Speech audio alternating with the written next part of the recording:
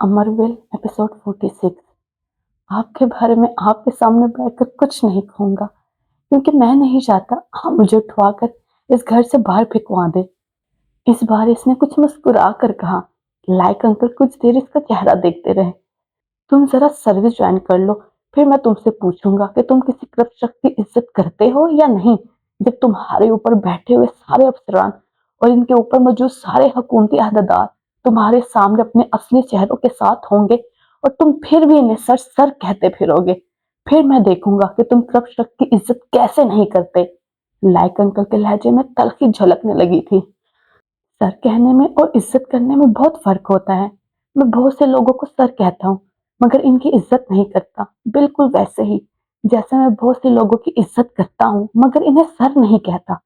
इसलिए मुझे किसी को सर कहने में कोई आर नहीं होगा, मगर मैं किसी कृषक की इज्जत नहीं करूंगा। उमर ने इस बार भी खासी बेखौफी से कहा। इस मुल्क में अपनी बका के लिए करप्ट होना पड़ता है। करप्शन के बगैर यहाँ कुछ नहीं हो सकता। सर्विस ज्वाइन करोगे तब तुम्हें पता चलेगा कि इस जॉब में क्या क्या परेशानियां हैं।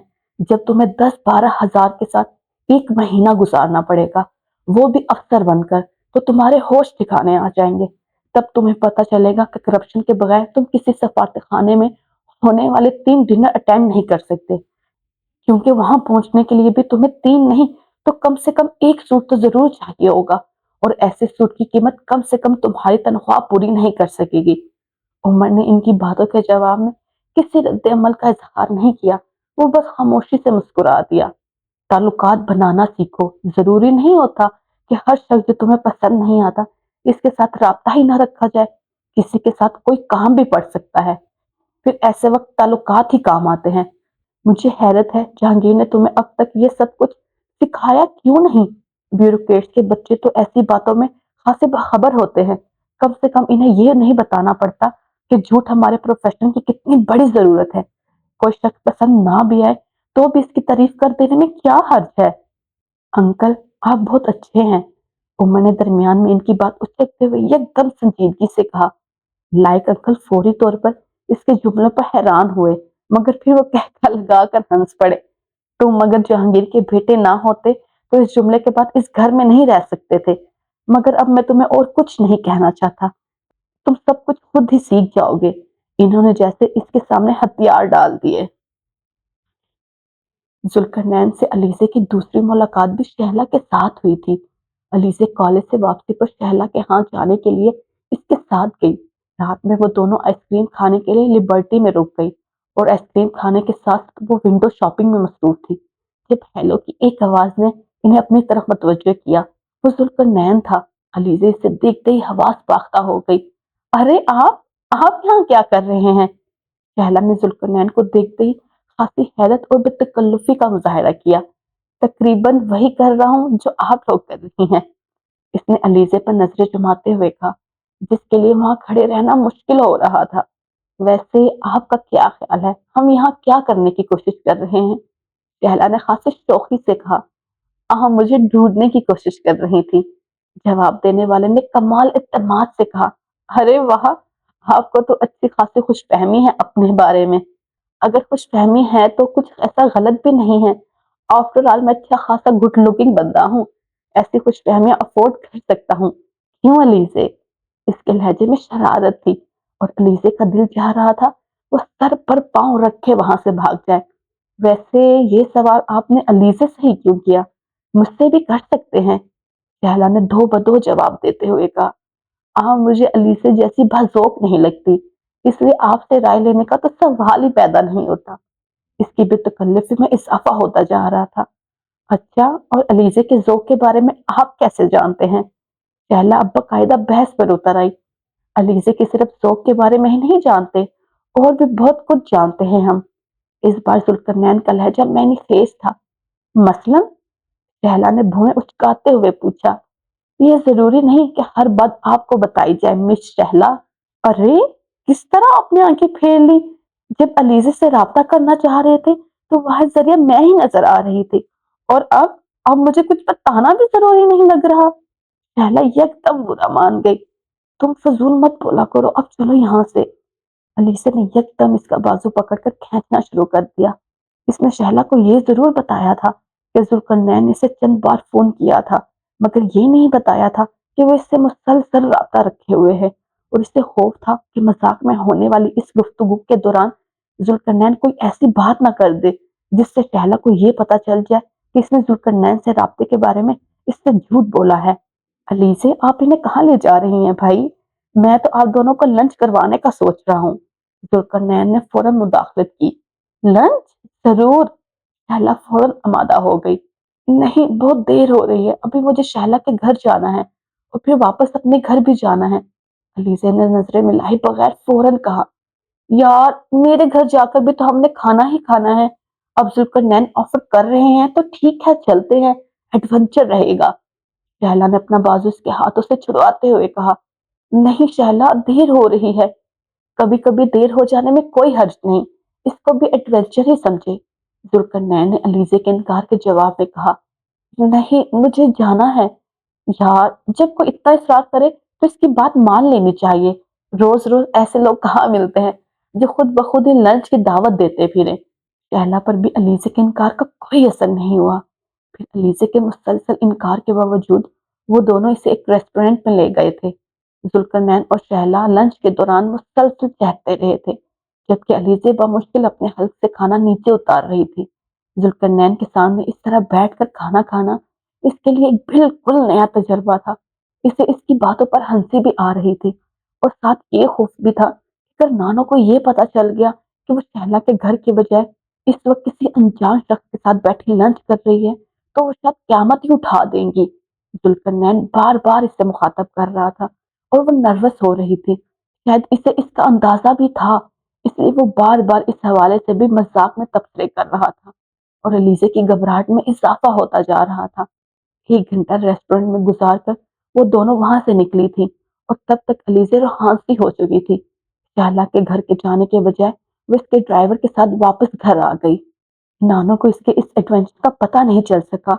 अगले चंद दिन वो इस खटके से रोलती रही कि इन्हें किसी न किसी ज़रिए से कहीं ज़ुल्करनैन के साथ किए जाने वाले इस लंच का पता ना चल जाए, मगर नानो को पता नहीं चल सका।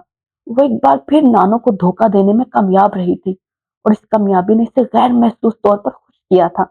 ना सिर्फ वो खुश थी, बल्कि इसके एतमाद में भी कुछ इज़ाफ़ा हो गया। यही वजह थी कि चंद दिन बाद ज़ुल्करनैन के साथ फ़ोन पर बात करते हुए इसने जब इससे दोबारा मिलने पर इस्रार किया, तो वो कोशिश के बावजूद भी इनकार नहीं कर सकी। इनकी अगली मुलाकात फ़िरोज़ संस पर हुई थी और इस बार वो अकेली थी। नानो से इसने कुछ किताबें खरीदने के लिए मार्केट जाने का कहा और फ़िरोज़ संस पहुँचकर इसने ड्राइवर को 1 घंटे तक इंतज़ार करने के लिए कहा। जुल्करनैन अंदर पहले ही इसका इंतज़ार कर रहा था। इस दिन वो 1 घंटा वहीं अंदर खड़े बातें करते रहे। अगली मुलाकात अमेरिकन सेंटर में हुई। इसके पास अमेरिकन सेंटर और ब्रिटिश काउंसिल की लाइब्रेरी की मेंबरशिप थी और पहले भी अक्सर इन दोनों जगहों पर जाया करती थी। सिर्फ ये 2 जगह ऐसी थी जहाँ जाने की इसे बड़ी आसानी से इजाज़त मिल जाया करती थी। अब ये दोनों जगह इनके लिए मुलाकात का मकाम बन चुकी थी। अलीसे को वहाँ पे ये खौफ नहीं होता था कि कोई जुल्करनैन के साथ देखे जाने पर नानो को इन्फॉर्म कर देगा, क्योंकि वो कोई भी बहाना बना सकती थी। वहाँ बहुत से लोग आते-जाते रहते थे और कहा जा सकता था कि वो भी किसी से रस्मी सी गुफ्तगू कर रही थी। फ़ोन पर जुल्करनैन से होने वाली गुफ्तगू का सिलसिला भी तवील होता जा रहा था। वो जुल्करनैन से बात करने के लिए रात देर तक जागती रहती और फिर लॉन्च में आकर अंधेरे में बैठकर इसे फ़ोन करती और हर रोज़ रात को वो नाना और नानो के कमरे में मौजूद एक्सटेंशन के प्लग को निकाल देती और फिर सुबह सवेरे जब नाना वॉक के लिए निकल जाते और नानो नमाज में मसरूफ़ होती, तो वो इनके कमरे में जाकर दोबारा इसे लगा आती। औरत की तारीफ इसे ज़ेर करने के लिए मर्द का सबसे बड़ा हथियार होती है और जुल्करनैन इस हथियार को बखूबी इस्तेमाल कर लेता था। इससे बात करके अलीसे को यूँ लगता जैसे वो इस दुनिया की मखलूक ना हो, इसका ताल्लुक किसी दूसरी दुनिया से हो, इस दुनिया से जहाँ से जुल्करनैन ताल्लुक रखता था। इसके सामने बैठे हुए इसे पहली बार एहसास हुआ था कि वो किसी के लिए कितनी अहम है। कोई इसके देर से आने पर भी नाराज़ हो सकता है। अलीसे सिकंदर खुद को पहली बार दरियाफ्त कर रही थी। ये शायद ज़िंदगी को पहली बार दरियाफ्त कर रही थी। इसके लिए हर चीज़ जैसे मुकम्मल तौर पर बदल गई थी। जुल्करनैन जैसे हर जगह मौजूद रहने लगा था। जहाँ वो ना होता, वहाँ इसकी आवाज़ होती। جہاں اس کی آواز نہ ہوتی وہاں اس کا خیال ہوتا، جہاں اس کا خیال نہ ہوتا وہاں وہاں علیزہ سکندر کے لیے کچھ بھی نہیں ہوتا تھا۔ ہر بار فون رکھنے کے بعد وہ اگلے فون پر اس سے ہونے والی گفتگو کے بارے میں سوچنا شروع کر دیتی۔ اس سے کیا کہنا تھا، ذوالفقار کس بات کے جواب میں کیا کہے گا، اس کے ذہن میں اس کے علاوہ کچھ نہیں رہتا تھا۔ ان دنوں پہلی بار اس نے اپنے ذہن میں اپنے ماں باپ کے بارے میں سوچنا ختم کر دیا تھا۔ ذوالفقار کی محبت نے جیسے دوسری ہر محبت، ہر رشتے کی جگہ لے لی تھی۔ اسے یوں لگنے لگا تھا جیسے اپنے ماں باپ کے بارے میں سوچتے ہوئے وہ اپنا وقت ضائع کر رہی تھی۔ وہ عمر کو بھی مکمل طور پر فراموش کر چکی تھی۔ آپ کا کیا خیال ہے اگلے الیکشن میں کون سی پارٹی کی حکومت آئے گی؟ اسلام آباد میں فیلڈ سیکورٹی کے گھر میں ہونے والی پارٹی میں عمر لائق انکل کے ساتھ جس ٹیبل پر بیٹھا ہوا تھا وہاں ان سروس اور ریٹائرڈ بیوروکریٹس کی ایک بہت بڑی تعداد بھی موجود تھی، اور ہونے والی گفتگو کا موضوع اگلے الیکشن تھے۔ ملک میں ماشاء اللہ کے ایک لمبے عرصے کے بعد بننے والی پہلی جمہوری حکومت کو کچھ عرصے پہلے برطرف کیا جا چکا تھا، اور اب بوری حکومت ملک چلا رہی تھی۔ 20ویں صدی کے اس آخری عشرے میں جمہوریت کے اس پہلے تجربے کی ناکامی کے بعد جانے والی حکومت کے مختلف عہدیداروں کی طرف سے کی جانے والی حماقتوں پر کھل کر ہنسا جا رہا تھا، اور ساتھ ساتھ آنے والی حکومت کے بارے میں اندازے لگائے جا رہے تھے۔ ایک بات تو طے ہے، اگلے الیکشن میں یہ پارٹی تو برسردار نہیں آ سکتی جس کی حکومت برطرف کی گئی ہے۔ عمر کو سپ لیتے ہوئے خاموشی سے گفتگو میں حصہ لیے بغیر صرف ہونے والی گفتگو سن رہا تھا۔ ایک ان سروس بیوروکریٹ کے اس جملے پر میز کے طرف بیٹھے ہوئے تمام لوگوں نے ایک دوسرے کے ساتھ مسکراہٹ کا تبادلہ کیا۔ میں میں تو چاہتا ہوں کہ دوسری پارٹی کے بجائے تیسری پارٹی آ جائے۔ لائق انکل کے اس معنی خیز جملے پر اس بار مسکراہٹ ہلکے پلکے کہکوں میں تبدیل ہو گئی۔ آپ تو یہی چاہیں گے لائق صاحب، آخر آپ کا پورا سسرال تیسری پارٹی میں ہے۔ زمان شاہد نامی ایک سینئر بیوروکریٹ نے لائق انکل کے سسرال کے فوجی بیک گراؤنڈ کی طرف اشارہ کیا۔ اس جملے پر ایک بار پھر کہکے ابھرے، یار بہت عیش کروا چکے ہیں تمہارے سسرال والے پہلے 10-12 سالوں میں تمہیں، اب ہم جیسے لوگوں کے سسرال والوں کو بھی ہماری خدمت کا موقع دو۔ حسین شفیق کی بیوی کا تعلق ایک سیاسی گھرانے سے تھا، اور ان کو توقع تھی کہ اس بار اگر ان کی بیوی کے معروف گھرانے کی پارٹی الیکشن جیت گئی تو ایک عدد صوبائی وزارت ان کی بیوی کے باپ یا بھائی کی جیب میں تھی۔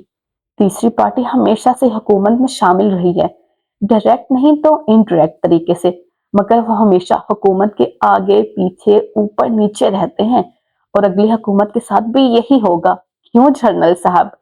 راجہ سید نے اس بار میز پر بیٹھے ہوئے ایک ریٹائرڈ جنرل کو خاصی شوخی سے مخاطب کرتے ہوئے کہا، یہ آگے پیچھے اوپر نیچے آپ نے خوب کہا، مگر دائیں بائیں کو کیوں بھول گئے؟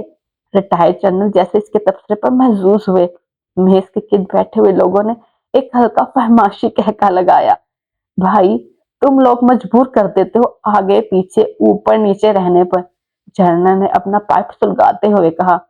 قریشی صاحب یہ نہ کہیں، یہ کہیں کہ اقتدار کا نشہ ایسا نشہ ہے کہ ایک بار لگ جائے پھر چھوٹتا نہیں۔ جاری۔ رک جائے، آپ نے اس ویڈیو کو لائک کیا؟ نہیں کیا نا تو پلیز لائک کر دے، اور چینل کو سبسکرائب کیا؟ وہ بھی نہیں کیا ہوگا یقیناً، تو وہ بھی کر دے پلیز۔ اور اینڈ پہ کمنٹ کیا آپ نے؟ نظر آ رہا ہے آپ نے کمنٹ نہیں کیا، تو وہ بھی کریں تاکہ پتہ چلے یہ ویڈیو کہاں سے دیکھی جا رہی ہے۔ ٹیک کیئر، اوکے، اللہ حافظ، take care, tata, bye bye.